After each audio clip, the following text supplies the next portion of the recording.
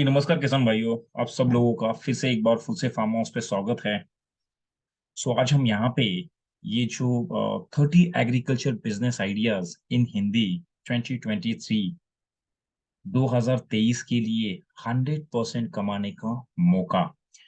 2023 अभी आना बाकी है और एक दिन जाना बाकी है। तो 2023 में related to agriculture business, farming से रिलेटेड जो बिजनेस है, जो अपने खेती से रिलेटेड जो बिजनेस है, वो आ, हमारे किसान भाइयों को अगर फार्मिंग से रिलेटेड कोई बिजनेस अगर करने हैं, तो वो कौन से बिजनेस है जिससे कि हमारे किसान भाई जो है वो ज्यादा से ज्यादा 100% उसमें कमाने का मौका उनके लिए है। तो हम ये सब यहाँ पे डिस्कस करने वाले हैं, जानने वाले हैं कि कौन से ऐसे 30 एग्रीकल्चर बिजनेस, फार्मिंग के रिलेटेड बिजनेस आइडियाज है जो 2023 में अगर कोई किसान भाई करना चाहता है तो इसमें से कुछ एक आइडिया को लेके वो अपना एग्रीकल्चर बिजनेस डिसाइड कर सकता है। तो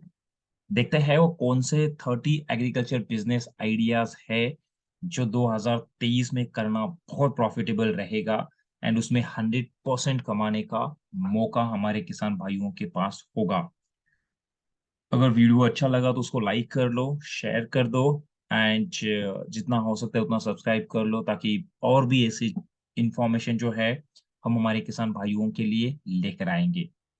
30 agriculture business ideas in Hindi 2023 के लिए 100% कमाने का मौका। ये तो हम सभी जानते हैं कि हमारा देश एक कृषि प्रधान देश है, जहां पर ऐसे हजारों बिजनेस है जो कृषि से संबंधित है। और वर्तमान समय में यह एक ऐसा क्षेत्र बन चुका है जो बहुत ही तेजी से विकसित हो रहा है और जहां पर व्यवसाय के हजारों विकल्प मौजूद है। क्यों?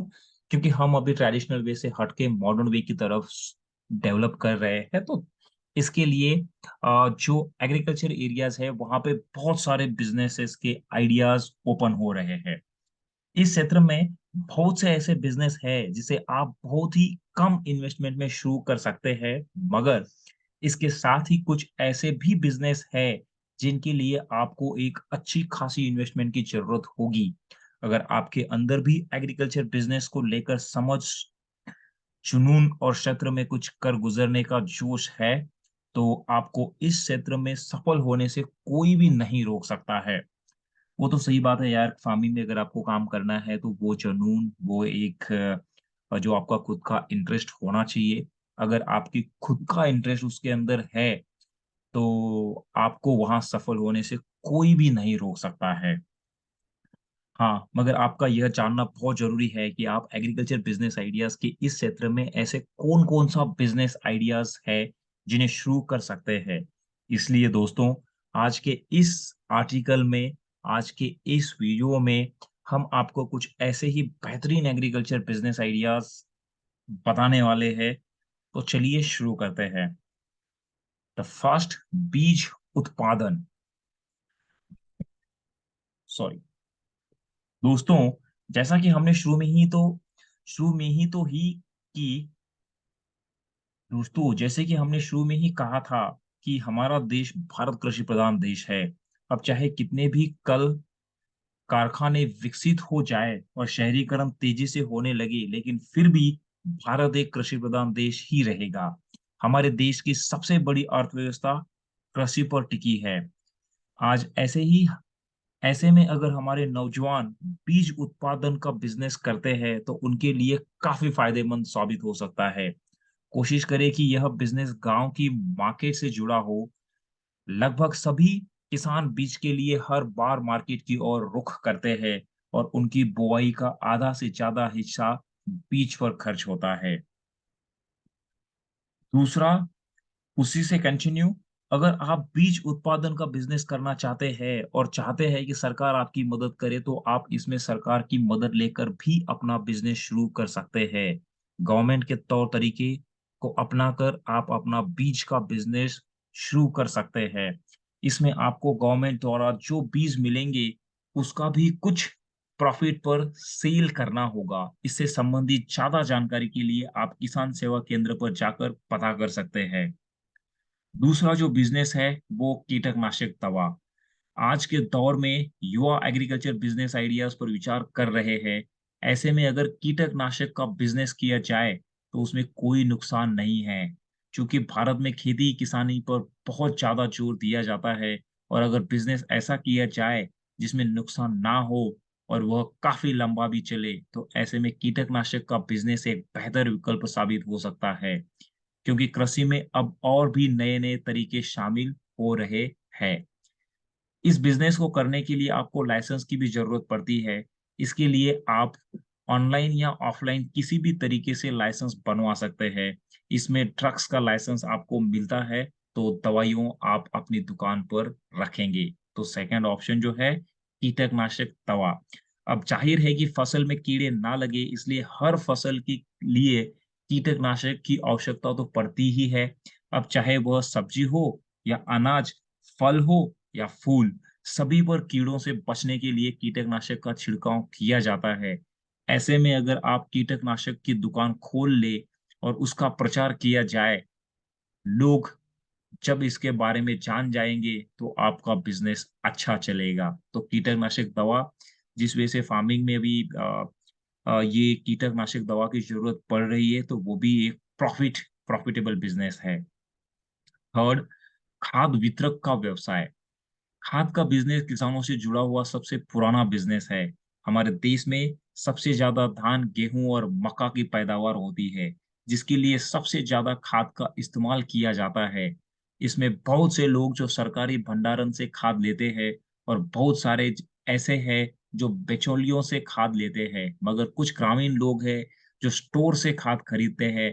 तो ऐसे में आप अपने क्षेत्र में इसका बिजनेस करके मुनाफा पा सकते हैं।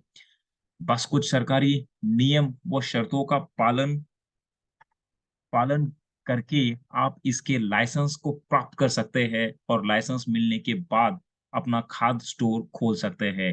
यह बिजनेस काफी लंबा चलने वाला बिजनेस है, क्योंकि खाने के लिए इंसान जो भी चीजों की जरूरत पड़ती है वह उसके लिए हमेशा जुगाड़ करके करने के लिए तत्पर रहता है। इसी तरह खेती में सबसे ज्यादा जरूरी चीज उर्वरक ही होती है, जो खाद और पानी से मिलता है, क्योंकि इससे खेती अच्छे से होगी। Fourth, poultry farm. दोस्तों, आप एग्रीकल्चर बिजनेस आइडियाज के लिए अच्छे विकल्प ढूंढ रहे हैं तो पोल्ट्री फार्म का बिजनेस आपके लिए एक बहुत अच्छा बिजनेस है। भारत में मुर्गी पालन का व्यवसाय सबसे अच्छा कृषि व्यवसाय है, जो वर्तमान समय में काफी तरक्की पर है। आज भारत की अधिकतर किसान पहले से ही पोल्ट्री फार्म का बिजनेस कर रहे हैं, और इसके साथ में अपना खेती का काम भी करते हैं। अगर आप भी इसका व्यवसाय करने के बारे में सोच रहे हैं, तो आपको इसके लिए बस सही जगह का चुनाव करना होगा।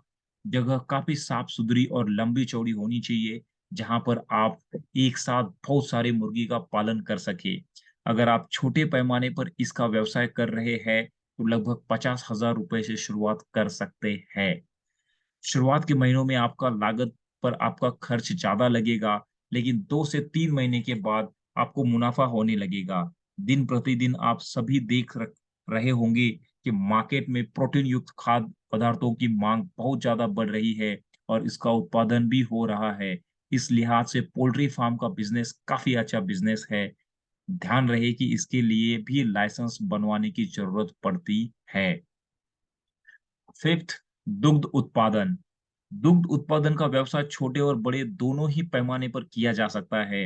अप आपने गाँव में आपने गाँव में देखा होगा कि लगभग हर घर में गाय और भैंस पालते हैं, जिससे दूध उत्पादन होता ही है, और वह अपने गाँव में ही डेयरी पर उस दूध को बेच रहे होते हैं।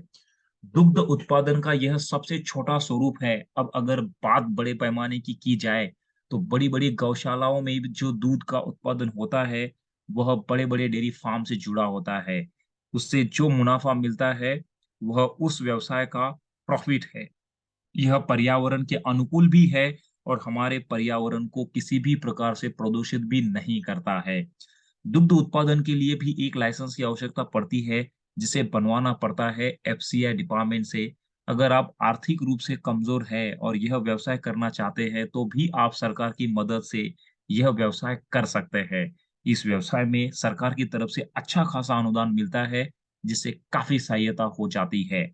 तो दुग्ध उत्पादन का भी बारे में आप सोच सकते हो। मधुमक्खी पालन। मधुमक्खी पालन का व्यवसाय भी देश में काफ़ी तेज़ी से उभर रहा है। इस बिज़नेस को भी आप छोटे और बड़े दोनों स्तर पर शुरू कर सकते हैं। बहुत सारे किसान ऐसे हैं जो परंपरागत खेती को छोड़कर इस व्यवसाय में जुड़ गए हैं, क्योंकि इससे होने वाला मुनाफ़ा उन्हें काफ़ी ज़्यादा लगता है। इस व्यवसाय में इतना फ़ायदा है कि अगर बड़े पैमाने पर इसे किया जाए, कोई भी व्यक्ति कुछ ही महीनों में लाखों की कमाई कर सकता है।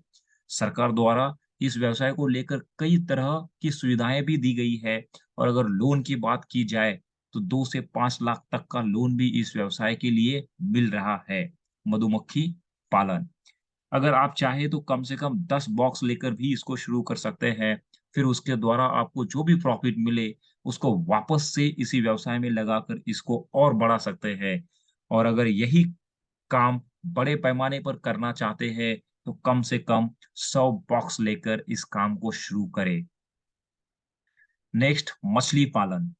Agriculture business ideas in Hindi के अंतर्गत मछली पालन भी आता है। अगर आप छोटे पैमाने पर मछली पालन शुरू करना चाहते हैं, तो आप किसी छोटे पोखरे या तालाब या कुंड से भी इसको शुरू कर सकते हैं। इसके लिए आप छोटा सा तालाब बनाकर उसमें मछलियों की कुछ बीजों को डालकर उसका शुरू कर सकते हैं।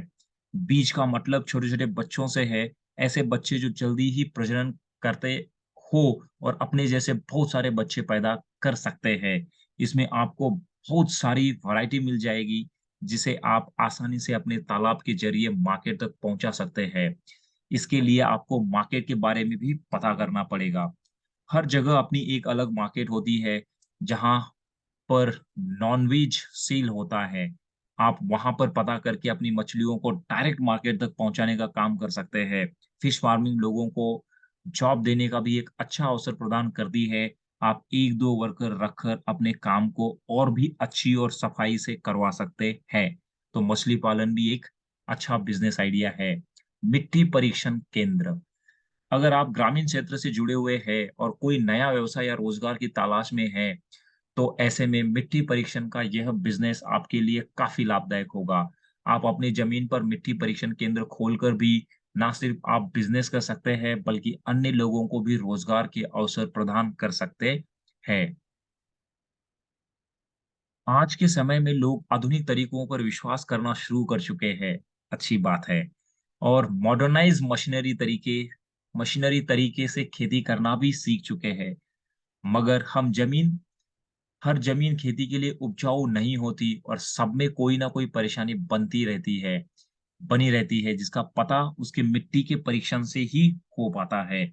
मिट्टी की जाँच कराने पर पता चलता है कि मिट्टी में किस चीज़ की कमी है। अगर उस चीज़ को पूरा किया जाए, तो उसे खनिज द्वारा, खाद खाद द्वारा पूरा किया जाता है, लेकिन यह तभी तो पता चलेगा जब उसकी सही ढंग से जाँच होगी। आजकल तो अधिकतर लोग खेती करवाने से पहले अब मिट्टी की जाँच ज़रूर करवाते हैं, जिससे बाद में उन्हें किसी तरह की कोई परेशानी का सामना ना करना पड़ा। तो मिट्टी परीक्षण केंद्र भी एक अच्छा आइडिया है। ऐसे में अगर आप यह बिज़नेस शुरू करते हैं, तो ग्रामीण क्षेत्रों से बहुत सारे ऐसे लोग अपने खेतों की मिट्टियों का परीक्षण कराने के लिए आप तक आएँगे। इसके लिए आपको कुछ मशीनों का भी आवश्यकता पड़ती है, और आपको वह मशीनें भी खरीदनी होगी, जिससे लोग आपके पास आए, तो आप उनकी मिट्टी का सही परीक्षण कर सकें।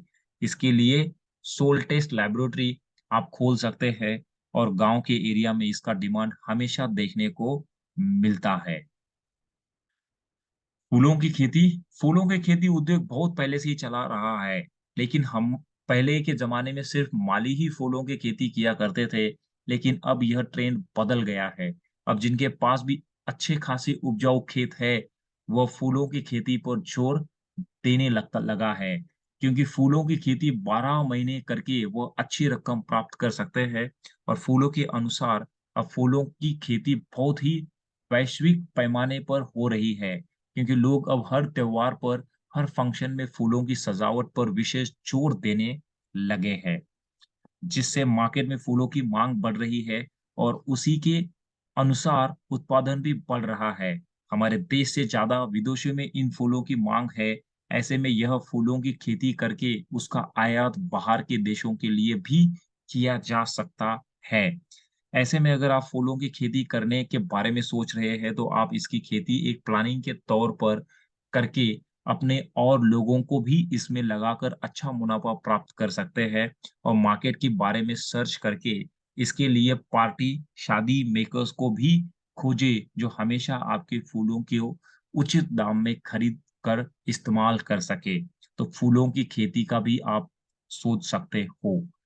सोया बीज प्रोसेसिंग दोस्तों, एग्रीकल्चर बिज़नेस के लिए लिस्ट में अब हम बात करेंगे सोया बीज प्रोसेसिंग बिज़नेस के बारे में। वर्तमान समय में भारत में सोयाबीन प्रोसेसिंग का काम भी बहुत तेज़ी से चल रहा है, चूँकि सोयाबीन में सबसे ज़्यादा पोषण तत्व पाए जाते हैं और यही कारण है कि इस प्रोटीन का सबसे अच्छा स्रोत माना जाता है। इसलिए इस फसल को दलहन और तिलहन दोनों ही रूप से इस्तेमाल किया जाता है। इस लिहाज से इसमें दोनों ही तरीके से प्रॉफ़िट कमाया जा सकता है। इसके लिए आपको एक प्रोसेसिंग मशीन लगाना होगा। इस मशीन में लगभग 1 लाख तक का खर्च आता है, जिसकी मदद से आप सोया बीज की प्रोसेसिंग करके अच्छा खासा इनकम प्राप्त कर सकते हैं। नेक्स्ट, फल और सब्ज़ी निर्यात का बिज़नेस। आप सभी अच्छे से जानते होंगे कि भारत से तरह-तरह की मौसमी सब्जियों और फलों का भी निर्यात सबसे ज़्यादा होता है, क्योंकि भारत एकमात्र ऐसा देश है जहाँ तृतीय पाई जाती है, 3 ऋतुएँ पाई जाती है और अलग-अलग ऋतुओं में अलग-अलग सब्जियों और फल पाए जाते हैं।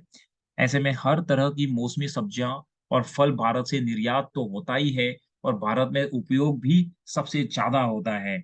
अगर आप इसका बिज़नेस करना चाहते हैं और आपके पास लंबे-चौड़े खेत हैं, तो आप बेझिझक इसका बिज़नेस शुरू कर सकते हैं।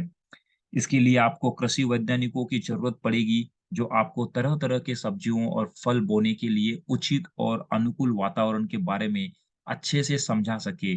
फल और सब्जियों के निर्यात के लिए सबसे पहले आपको डीजीएफटी में रजिस्ट्रेशन करवाने की ज़रूरत पड़ती है।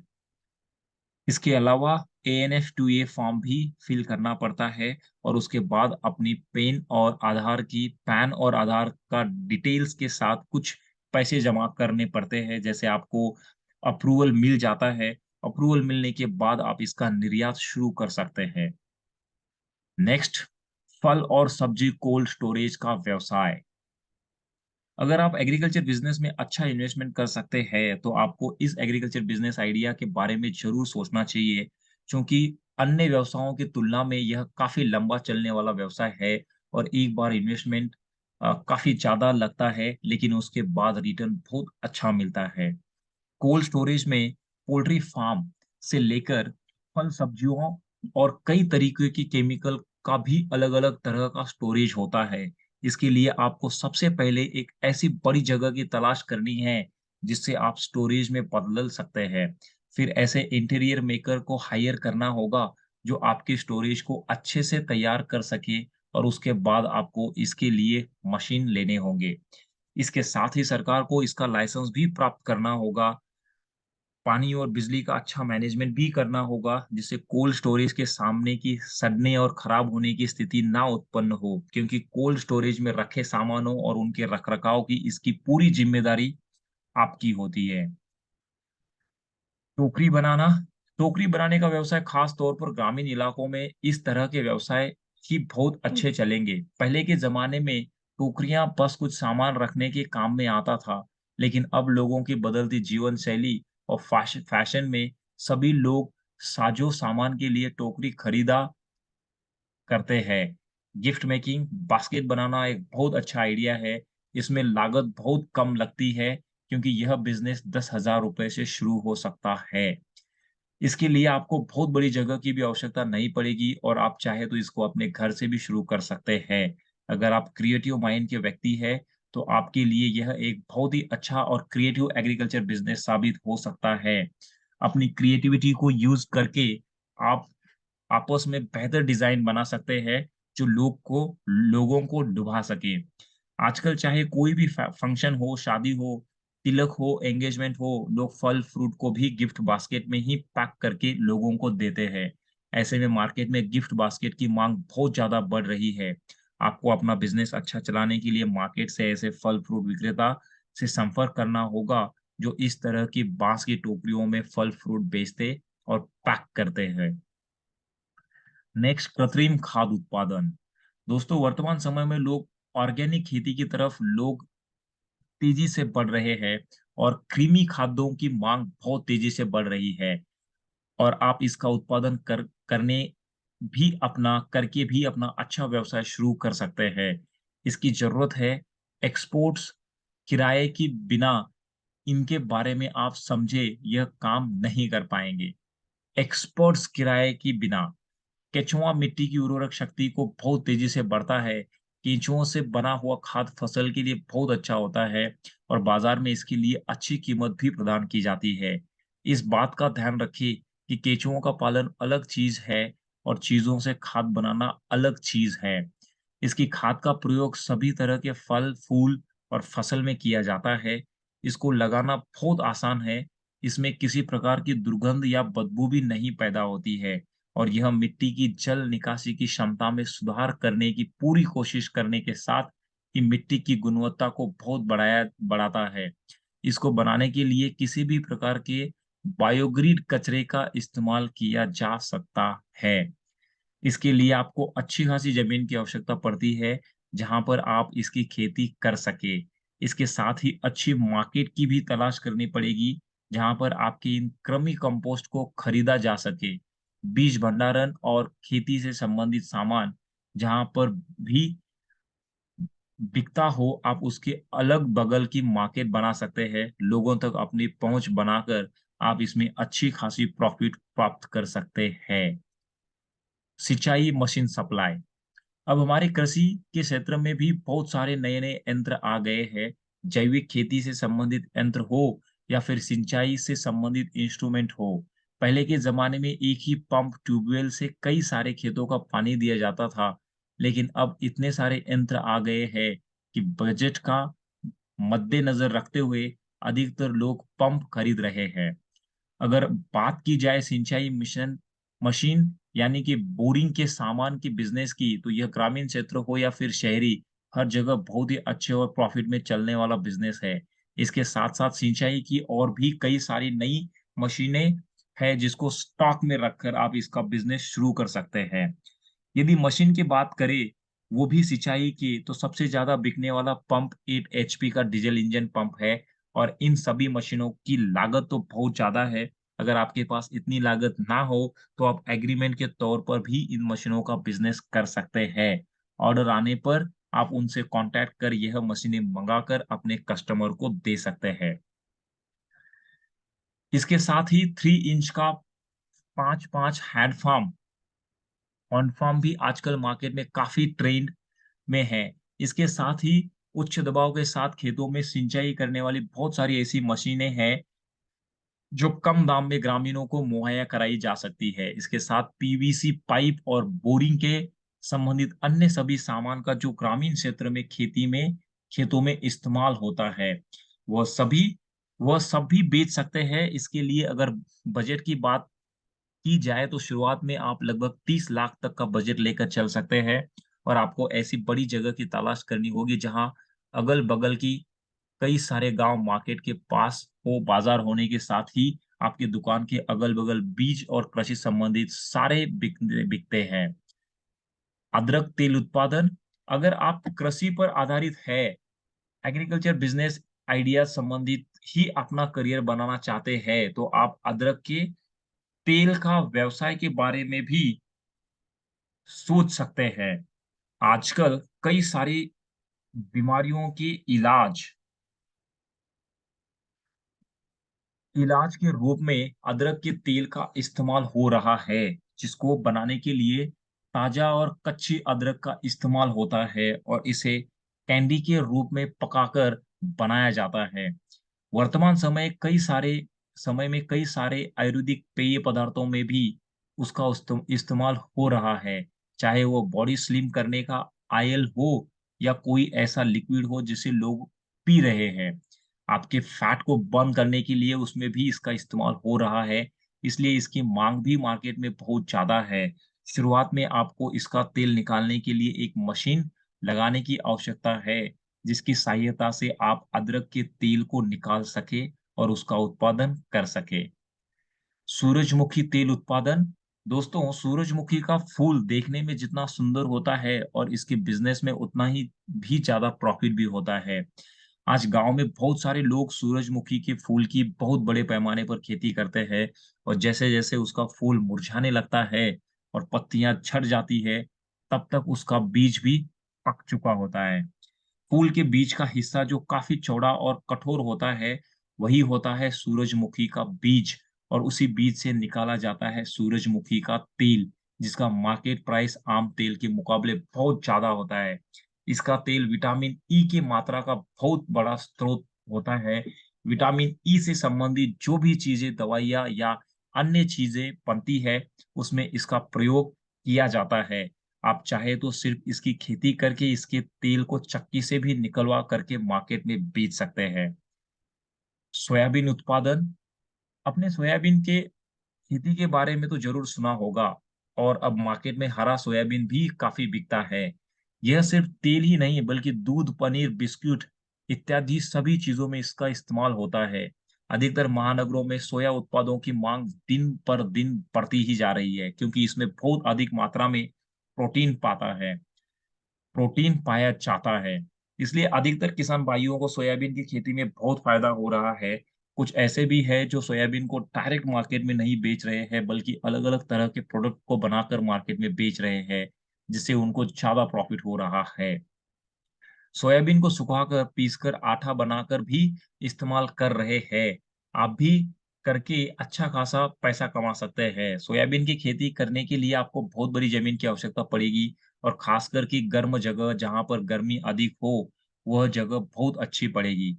ध्यान रहे इस बिज़नेस को भी शुरू करने से पहले इसका व्यावसायिक पंजीकरण ज़रूर करा लें। सरसों के तेल का उत्पादन। सरसों का खेतों सरसों के खेतों को तो सभी ने देखा ही होगा। इसके फूलों में खड़े होकर फ़ोटो भी ज़रूर खिंचवाई होगी। मगर क्या कभी आपने यह सोचा कि इसके तेल से आप अपना बिज़नेस कैसे शुरू कर सकते हैं? बहुत आराम से उगाई जाने वाली फसलों में से एक सरसों आपको अच्छा खासा बिज़नेस दे सकती है। सरसों के तेल का इस्तेमाल सदियों से होता रहा है और आगे भी होता रहेगा।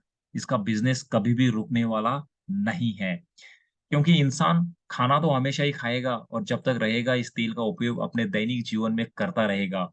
अगर हम बात करें इसके बिज़नेस की, तो सरसों का तेल एग्रीकल्चर बिज़नेस का यह सबसे अच्छा उदाहरण है। सरसों के बीजों से तेल निकालने के लिए बहुत सारी मशीनों का इस्तेमाल होता है। स्क्रू एक्सप्लेर और कुकर फिल्टर प्रेस मशीन कई चरणों में सरसों के बीज से तेल निकालने का काम करती है। अगर आप इन मशीनों को खरीद कर अपना काम शुरू करना चाहते हैं, तो आपको बहुत सारे पैसे की आवश्यकता है। लगभग 20 से 22 लाख रुपए तक का खर्च आता है। लेकिन यह launch long term business ideas में शामिल है। एक बार पैसा लगाने पर आपको कई सालों तक इसका रिटर्न मिलता रहेगा। इसके साथ ही आप 1 से 2 लोगों को अपने काम में लगाकर उन्हें भी रोज़गार का अवसर दे सकते हैं। आटा मिल। खाना तो हम सभी खाते हैं और जब तक हमारा जीवन है, आगे भी खाते रहेंगे और उस खाने को बनाने के लिए आटे का इस्तेमाल तो हमारे घरों में रोज ही होता है। ऐसे में आटा चक्की प्लांट का बिज़नेस लॉन्ग टर्म बिज़नेस है और यह एक ऐसा बिज़नेस है जिसमें प्रतिदिन का प्रॉफ़िट निर्धारित है क्योंकि आटे की ज़रूरत हर किसी को हर रोज़ ही पड़ती है। इस मशीन का एक बार लगाने के बाद इसमें कुछ भी नया एक्सपेरिमेंट करने की ज़रूरत नहीं है। सिर्फ़ एक बार प्रचार की आवश्यकता पड़ती है कि आपने अपना चक्की शुरू किया है। इसके बाद लोग खुद ही आपकी चक्की पर आकर आटा पिसवाने लगते हैं। इसके साथ ही अगर आपने मार्केट से संपर्क किया तो मार्केट से भी आपको बहुत सारे मल्टीग्रेन आटे के लिए ऑर्डर आ सकते हैं। आप वह आटा तैयार करते हैं और मार्केट में प्रॉफ़िट की सोच के साथ बेच सकते हैं। आटे का इस्तेमाल सिर्फ़ चपाती बनाने में ही नहीं है, बल्कि बहुत सारी कुकीज़ और बेकिंग प्रोडक्ट में भी होता है। पहले जो चीज़ें मैदे से बनी मिलती थी, वो सबको आटे की बनी चाहिए, क्योंकि लोगों में अब यह जागरूकता बढ़ रही है कि मैदा हमारे स्वास्थ्य के लिए ठीक नहीं है। इसलिए आप चाहे तो मार्केट से गेहूँ खरीद कर दामों में पिसवा कर अपने यहाँ से आटा सप्लाई भी कर सकते हैं। चावल मिल भारत चावल उत्पादन के मामले में दूसरे नंबर पर विराजमान है और इसके साथ ही चावल का बहुत बड़ा निर्यातक देश भी है। जैसे कि हम सभी जानते हैं कि लगभग देश में अ, हरे हर कोने में चावल की खपत बहुत ज़्यादा है, मात्रा में होती है, बहुत ज़्यादा मात्रा में होती है और हर कोई चावल की खेती की माँग करता है। ऐसे में एग्रीकल्चर बिज़नेस आइडियाज़ इन हिंदी की बात हो और चावल की बात ना हो, ऐसा भला कोई हो सकता है? चावल मिल में धान पहुँचाता है और चावल बनकर निकलता है। चावल के दाने टूटे बिना अच्छी तरह से चावल बाहर आ जाते हैं, क्योंकि हम और आप धान की चावल के रूप में तो खा नहीं सकते, तो उन्हें चावल मिल में ले जाना होता है। एक व्यापारी के तौर पर चावल की मिल शुरू करने से पहले चावल के लिए कई प्रकार के लाइसेंस की भी आवश्यकता पड़ती है, जिसे बनवाना बहुत ज़रूरी होता है। मिल को शुरू करने के लिए जिस मशीन की आवश्यकता पड़ती है, उसमें आने वाली लागत की यदि बात करें तो वह लगभग 8 लाख रुपए तक मिलती है। चावल मिल अगर आपके पास इतना बजट है, तो आप राइस मिल ज़रूर शुरू करें। इसके द्वारा भी जो भी माल निकलता है, उसे उसका भी यूज़ मार्केट में होता है। इसलिए कुछ भी ऐसा नहीं हो, जो खराब हो। भूसा, चावल वह सब कुछ मार्केट में अलग-अलग दामों पर बिक जाता है। हर तरफ से सिर्फ प्रॉफ़िट ही प्रॉफ़िट है। लागत सिर्फ एक बार ही लगती है और रिटर्न बार-बार मिलता है। अगर आप राइस मिल बिज़नेस के बड़े स्तर पर करना चाहते हैं, तो इसमें आपको 1 से 2 करोड़ तक की लागत आ सकती है, जिसमें राइस मिल के साथ राइस पॉलिशिंग का काम भी आप कर सकते हैं। आपको बता दें कि पॉलिशिंग के बाद चावल की कीमत बहुत बढ़ जाती है, क्योंकि पॉलिशिंग के बाद चावल प्रीमियम क्वालिटी का दिखने लगता है। उस चावल को आप अपना एक ब्रांड बनाकर अलग-अलग पैकेज साइज़ के साथ मार्केट में सप्लाई भी कर सकते हैं। दाल मिल दोस्तों, हमारे देश में कई तरह की दलहनी फसलें पाए जाते हैं या फिर यूँ कहें कि कई तरह की दालें हम अपनी थाली में प्रयोग करते हैं। उदाहरण के तौर पर उड़द, अरहर, मूंग, मसूर, बीन्स, राजमा और चना की भी कई फसलों यह सब दलहनी फसलों के अंतर्गत आता है। ऐसे में अगर आप भी दाल का बिज़नेस शुरू करना चाहते हैं, तो आप कर सकते हैं। बेशक आपको भारतीय दालों के बारे में अच्छे से जानकारी होना ज़रूरी है। उसकी मशीन के लिए आपको लगभग 30 स्क्वायर फुट की ज़मीन चाहिए, क्योंकि इस मशीन काफ़ी लंबी और चौड़ी होती है। 3 एचपी वाली मशीन से आप अपना बिज़नेस शुरू कर सकते हैं। इसकी लागत की यदि बात की जाए, तो लगभग 5 लाख तक की लागत आती है और इससे संबंधित सभी कागजी कार्रवाई और सभी लाइसेंस को पहले ही दुरुस्त करा तब यह व्यापार शुरू करें। अगर आप यह व्यापार शुरू करना चाहते हैं, तो मार्केट में तो संपर्क करें ही और अपने व्यापार की मार्केटिंग भी करें। औषधीय जड़ी-बूटी की खेती आप सभी देख रहे होंगे कि अब न सिर्फ देश बल्कि विदेश से भी लोग आयुर्वेद की तरफ से चले आ रहे हैं, क्योंकि इतना ज़्यादा केमिकल युक्त खाना और बाकी चीज़ों के इस्तेमाल से लोगों के शरीर में बहुत सारी समस्याएँ शुरू हो रही है। एकाएक बाल पकना शुरू हो रहे हैं और शरीर में कई सारी चीज़ों बिगड़ रही है। पीएच लेवल गड़बड़ हो रहा है, इसलिए अब लोग जड़ी-बूटी की ओर ज़्यादा ध्यान दे रहे हैं। अभी आपने कोरोना काल में देखा होगा कि लोग गिलोय और तुलसी की काढ़ा पर ज़्यादा ध्यान दे रहे थे और इससे लोग ठीक भी हो रहे थे। इन बातों से आप समझ सकते हैं कि अब मार्केट में आयुर्वेदिक जड़ी-बूटियों की माँग कितनी ज़्यादा बढ़ रही है, तो आप इसकी खेती करके भी अच्छा प्रॉफ़िट पा सकते हैं। इस बिज़नेस में आपको सरकार के द्वारा भी सहायता प्रयोग किया जाता है, क्योंकि यह मेडिसिन फार्मिंग स्टार्टअप इंडिया के अंतर्गत आता है। मेडिसिन प्लान के तहत अगर आप 15 से 20 हज़ार निवेश करते हैं, तो भी आप इसकी शुरुआत कर सकते हैं। यदि औषधीय पौधों की बात की जाए तो एलोवेरा, तुलसी, गिलोय, पुदीना, अजवाइन, सिकाकाई, आंवला और भी ऐसे बहुत सारे प्लांट हैं जिन्हें लगाकर आप औषधीय जड़ी बूटियों को उगाकर और उसको सप्लाई कर अच्छा खासा प्रॉफिट प्राप्त कर सकते हैं। सब्जी की खेती, दोस्तों वर्तमान समय में सब्जी की खेती से भी लोगों को बहुत प्रॉफिट हो रहा है और इसकी खेती के लिए भी आपको कभी रुकना नहीं पड़ेगा क्योंकि हर समय अलग-अलग तरह की सब्जियों को लगाकर आप सीज़न के हिसाब से फ़ायदा पा सकते हैं। हमारे देश में 3 अलग-अलग ऋतु है।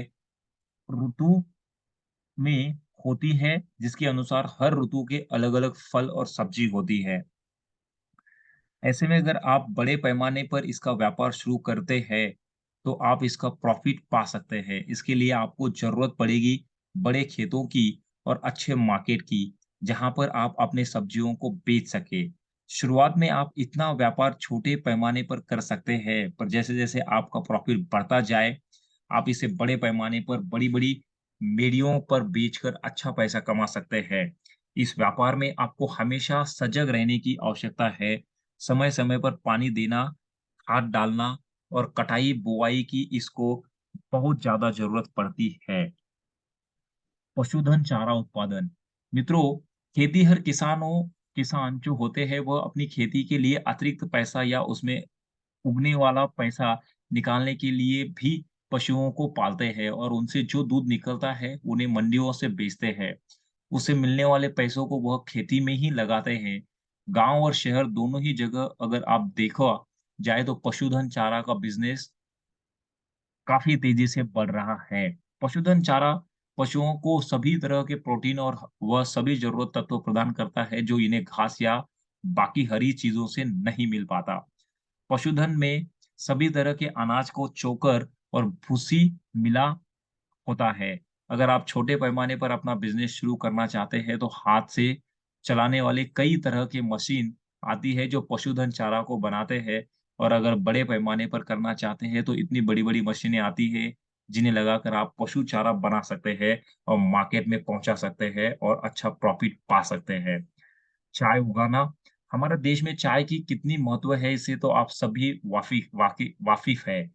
भले ही दूसरे देशों में चाय को ड्रग्स के रूप में देखा जाता हो, लेकिन हमारे देश में यह एक बहुत ही अच्छा पेय पदार्थ है, जो लोगों की थकान को दूर करता है। आप सभी जानते हैं कि चीन के बाद भारत ही दूसरे नंबर पर सबसे बड़ा चाय के उत्पादक का देश है। चाय के उत्पादन के लिए एक उपयुक्त वातावरण की आवश्यकता पड़ती है और उस वातावरण और माहौल के बिना उस तरह से उत्पादन नहीं हो पाता। आप चाय का अच्छा उत्पादन और सप्लाई करने करके अपना बिज़नेस बेसिक लेवल पर भी शुरू कर सकते हैं। अगर आप चाय को किसी कंपनी से सप्लाई बिज़नेस भेजना करना चाहते हैं, तो उसका बिज़नेस भी आप कर सकते हैं। मक्का की खेती। मक्का की खेती एक सदाबहार एग्रीकल्चर बिज़नेस है। बिज़नेस के अंतर्गत आता है जिसकी खेती अलग-अलग समय पर की जाती है। यदि आपके पास 1 हेक्टेयर ज़मीन है और आप इसकी खेती बड़े ही आराम से शुरू कर सकते हैं। अगर लागत की बात की जाए तो लगभग ₹50,000 से लागत आएगी और इससे मिलने वाला प्रॉफ़िट 4 से 5 गुना अधिक अधिक होगा और समय-समय पर इसकी माँग अलग-अलग तरीके से होती है। मक्के के आटे से लेकर कॉर्नफ्लोर, पॉपकॉर्न यह सारे उत्पाद मक्का से ही होते हैं। इसका बचा हुआ पौधा भी पशुओं के चारे के लिए रूप के इस्तेमाल में होता है। अगर आपके घर में पशु है, तो यह चारा आपके पशुओं के काम आ जाएगा, नहीं तो आप इसे बेचकर भी पैसा कमा सकते हैं। फलों का रस उत्पादन। फलों का रस साल के 12 महीने बिकने वाला उत्पादन है। इसका उत्पादन से लेकर पैकेजिंग तक भारत में दोनों ही आता है। अब आप गन्ने के रस की ही ले लीजिए, क्योंकि इसमें लागत कम और मुनाफ़ा ज़्यादा है। ठीक उसी प्रकार से अन्य फलों के रसों का उत्पादन और उसकी पैकेजिंग करते हैं, तो भी उसमें आपका काफ़ी अच्छा प्रॉफ़िट हो जाता है। जिसके लिए जिसके लिए सही मार्केट और सही जगह चाहिए होगी। मार्केट के साथ-साथ इसका लाइसेंस भी बनवाना पड़ेगा, इसलिए इस बिज़नेस को करने से पहले अच्छी खासी प्लानिंग करनी बहुत ज़रूरी होती है। इसकी शुरुआत आप छोटे निवेश के साथ कर सकते हैं। पिछले कुछ सालों में यदि देखा जाए तो डिब्बाबंद जूसों का इस्तेमाल काफ़ी ज़्यादा होने लगा है। Organic farm greenhouse. Organic farming का मतलब है तकनीकों का विशेष रूप से इस्तेमाल करके सभी प्रयोग की प्रकार की फसल का उत्पादन करना। आजकल हर कोई ऑर्गेनिक चीज़ पर ज़्यादा जोर दे रहा है और अगर आप इस बिज़नेस को करना चाहते हैं, तो इसके लिए आपके पास पर्याप्त जगह होना बहुत ज़रूरी है।